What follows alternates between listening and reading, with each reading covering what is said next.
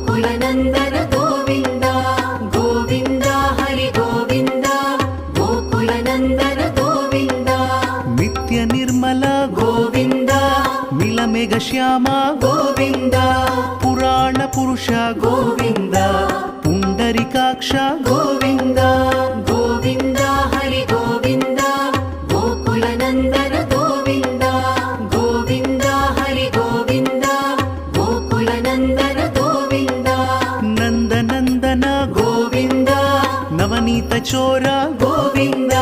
पशुपालक श्री गोविन्द